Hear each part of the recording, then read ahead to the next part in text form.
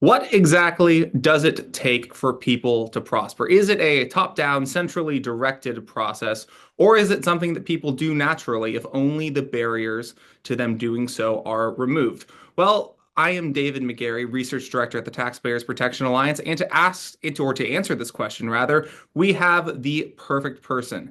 Dr. Vance Ginn is the founder of Ginn Economic Consulting and the host of the Let People Prosper show, a podcast that is certainly worth your time. In addition, he has worked with just about everyone, and you can find his writing just about everywhere, including the Wall Street Journal, National Review, and the publications of the American Institute for Economic Research. He is also the former chief economist of the first Trump White House's Office of Management. Vance, thank you for coming on and joining TPA. Yeah, David, it's a pleasure with you today. So you have a fantastic new paper just out, and it is about Trump's opportunity to unleash technology by replacing Biden's antitrust agenda. So, as a sort of a level setting exercise, what is Trump's opportunity? Well, the opportunity is to allow for technology to continue to go, to continue to progress. It's part of this AI revolution.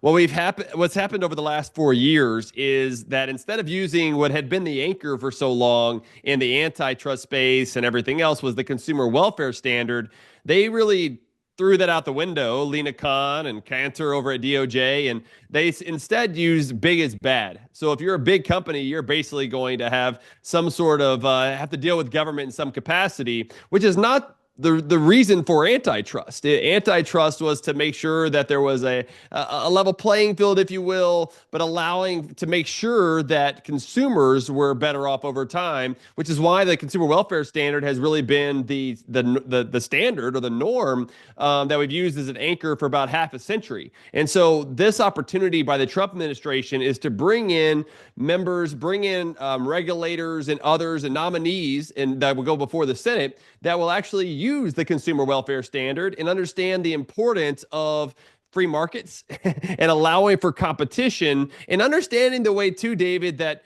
some businesses, many businesses who become big didn't start big.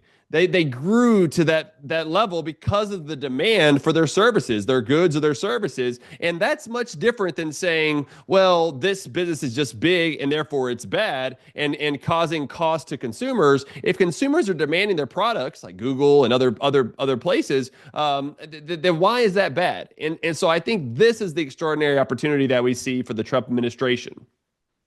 So, in the very first paragraph of your paper, you hinted something that's been a bit of a hobby horse of mine for quite a while now, and it actually ties into what you were just saying. So, with respect to tech, America has made the bet, shall we say, that a free system of permissionless innovation will be better than European regulatory timidity or China's top-down command and control. In our system, these regulators, antitrust and otherwise, are the umpires or they are the policemen of markets. They're not the directors and the designers of them. Why, to you, is the American model superior? Well, I think that's a big part of it is that the government should be there in order to set the rules of the game, but otherwise get out of the way. They need to be a player in the game. Sorry, they need to be a referee in the game, not a player. And too often, they want to be the player. They want to direct where the resources are going to go, pick winners and losers, pick which one is bad and which one's not bad. And that's just not the role of government. That's not the American way of liberty and allowing for free market competition to really drive and capitalism to drive resources to where they're going to be used the most, which is through profit and loss. And so I would rather I'll bet on the profit loss system every time over regulation, and that's what's been so unique about the American system and the economy is that we do allow for that profit and loss to direct the way versus what we see in the European Union over in the EU with a lot of regulations on technology and innovation, and that's one reason why we don't have a lot of new things happening out of the EU. It's mostly coming out of America, and then you have a top-down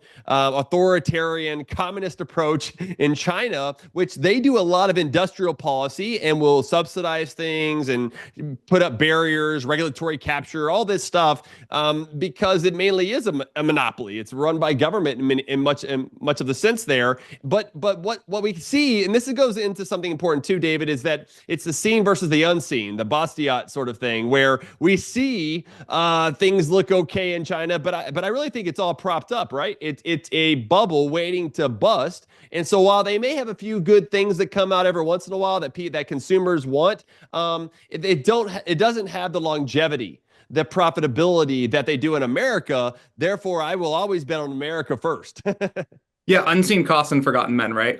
Yeah, One thing I think is kind of interesting with China, that goes to exactly what you were saying, is that we're already seeing some of, shall we say, within the larger bubble, some of the micro bubbles burst. Yeah. We're seeing sectors start to implode on themselves. I mean, free marketers, going back to Adam Smith, talk about the fact that you can use either protectionism or command and control or subsidies to get ahead in specific industries. No one has ever denied the fact that if you flood one sector with a whole bunch of money, that sector will make no progress. The question is, what are the other effects? What are the long-term effects within that sector? Are you undermining long-term competitiveness? That's another question. But also, what are you doing to the rest of the economy? And a lot of this, to me, gets at the question of how do markets promote innovation? How do they identify worthwhile innovations? And how do new competitors navigate their way into, into competition, if you will, with the established players? And one thing I thought was really interesting recently is Mark Andreessen made some waves when he told the New York Times that the Biden White House had told him that they intended to restrict AI innovation to 2 or 3 companies, which presumably the Biden White House would be able to control. So as you're writing about regulatory overreach, and one of the points I love that you made is that bad antitrust makes and erects barriers for nascent competition. Can Yes. you talk a little bit more about that? Yeah. I mean, and great points there, by the way. I always love to bring up Adam Smith. We should bring him up more. And that's back in 1776, right? I mean, this is many years ago, and we're still learning from what he was writing way back then. But yes, to this point, antitrust, this is what we saw also during the Biden administration, right? Is that there were a lot of lawsuits. They were coming in and trying to break up or stop mergers and acquisitions, and they did a number of these. And what you saw just through M&A is that there was a substantial decline in the number of M&A mergers and acquisitions during the Biden years. And it wasn't just that they were saying, no, you can't do it. It also disincentivizes, right? Incentives matter. And so if you're going to potentially have to go through a lawsuit and big is bad sort of approach, then you just don't do it. You just say, okay, I'm not going to go down that route. And so you forego the sort of innovation, the new ideas, because what mergers and acquisitions allow for is kind of what Joseph Schumpeter, one of my favorite economists, along with Milton Friedman and others, but he said you have creative destruction. And in a competitive system like free market capitalism, you need that that creative destruction to happen, because it allows for more profitability, it allows for more innovation and new ideas to emerge that you otherwise wouldn't have happen. And I think that's what we actually missed out on a lot over the last 4 years, is while things can look good on the surface, to your point that you're making earlier, even during the Biden years, I think there was a lot of things, I know that there were a lot of things that we missed out on. And those opportunity costs continue to be a substantial a cost on all of us throughout the economy, and leaves less opportunities to prosper. And so I'm hopeful again that the Trump administration will go in a different direction.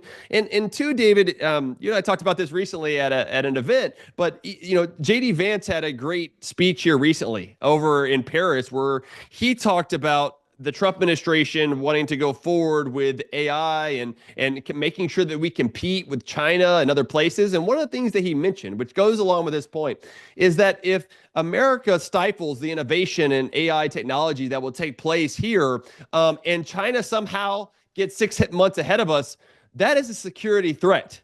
There's a lot of people who are worried about cybersecurity and everything else. if other countries, especially communist China, goes faster than we do, then we're not able to keep up and have the same sort of insights on those types of new innovations that they have going on. And I think this makes it even a stronger argument for us to unleash or relieve, for the government not to get in the way, to really be the referee and not the player in the AI space if we want security, if we want prosperity, and more innovation for the future. Your Schumpeter point is very well taken. I think people forget that within the phrase creative destruction, there are two sides of the coin. Yeah, And if we disallow the destruction, we also will forego the creativity. exactly. But I mean, obviously, the destruction side of things is something that as a political matter, those of us who are writing economic analysis have to factor in, right? So much of the I think the negative political waves that we've been experiencing in the past few years have been the product of really narrow, smaller parts of the American economy who have really truly struggled Yeah. economically. Now, of course, I would make the case that those economic struggles are largely caused by economic factors, but they're also largely caused by non-economic factors in many cases also. But you address this in the paper. And can you talk about how does a rising tech sector, how does a dynamic tech sector, an innovative tech sector, a successful tech sector benefit the American heartland and American manufacturing? Yeah, no, great points there, David. And yeah, I think oftentimes there's this assumption, not only going back to the big is bad, which has been mostly from the left, but even some on the right have fallen into this trap as well. But I think we've also misdiagnosed a lot of the problems that we see. I mean, there's the talk about the manufacturing in the Rust Belt that was kind of hollowed out. And if you just look at it at the surface, that seems to be correct. And so some will argue that the AI revolution will hollow out more sectors of our economy.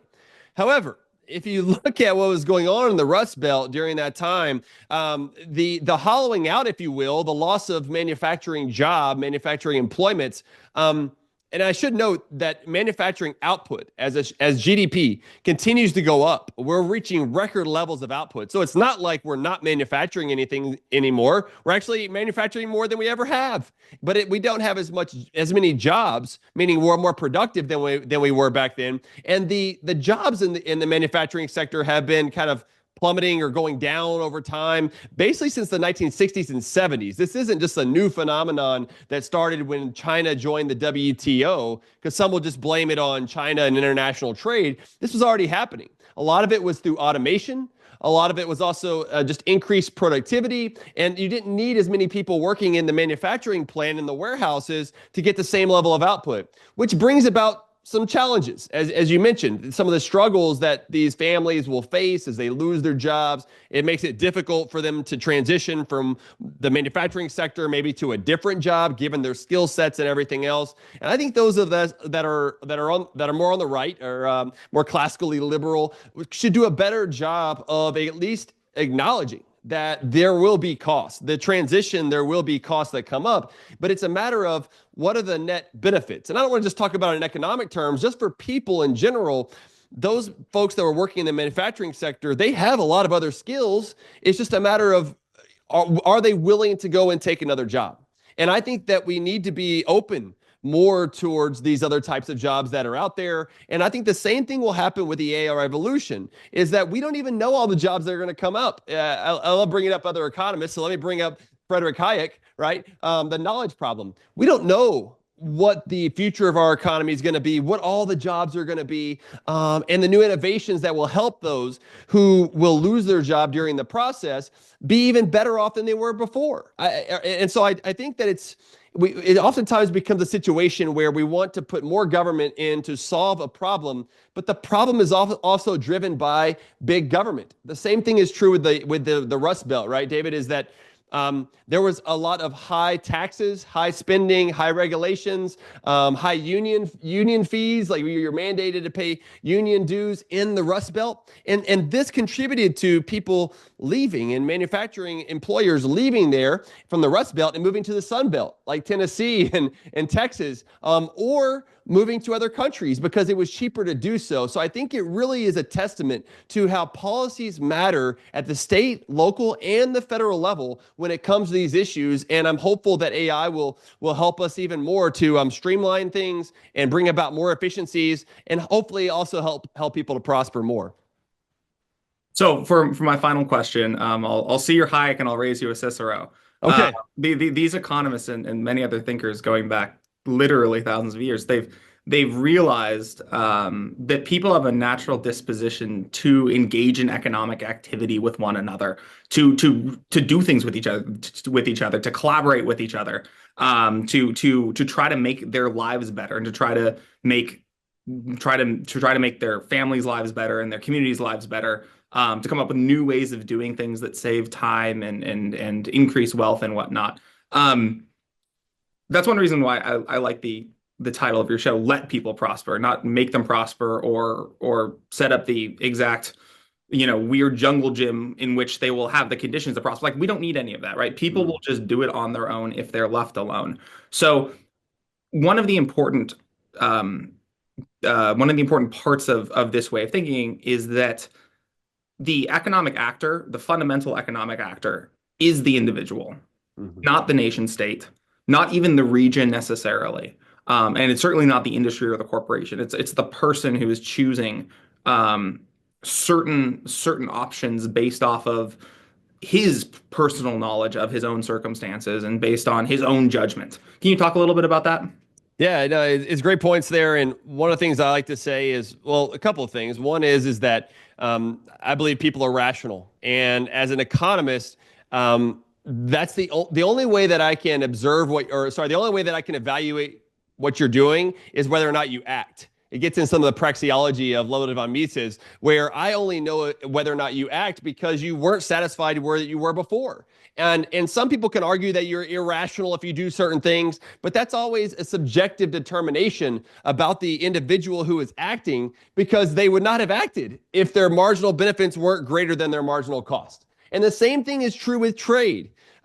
Trade has benefited everyone in the process. I am thankful that I don't know how to change out a fan in the office where I'm at. I'm thankful that I don't have to work on my car. I don't know how to work on a car, but there are people who do. And we benefit from those mutual benefits along the way. And some people get caught up in these imports and exports and trade deficits and everything else. And I like to look at the trade volume.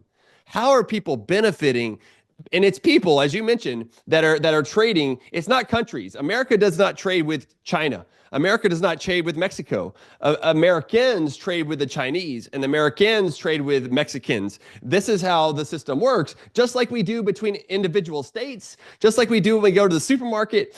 The people are exchanging hands, not the buildings or the infrastructure and everything else. And so I think that's something important for us to remember also in the tech space, is that yes, AI is going to revolutionize things in many ways, and some people aren't going to like it, and some are. But that doesn't mean that we should have fear drive our regulations, for fear to drive our policy.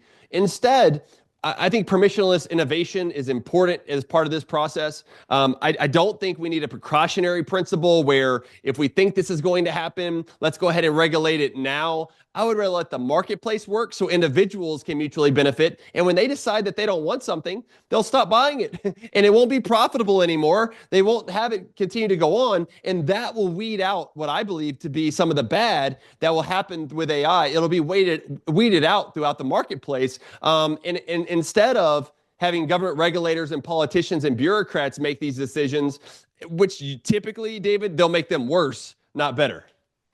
I think there's no better place to close out this conversation than on the observation that even as Americans or the American political class is becoming more and more skeptical of trade, more and more skeptical of technology, we're getting reports back showing that Americans are importing more goods than ever, and they are using more technology and more advanced technology than ever.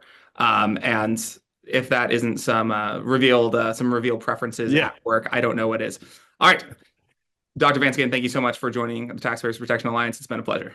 Hey, thank you, David. Keep up the great work.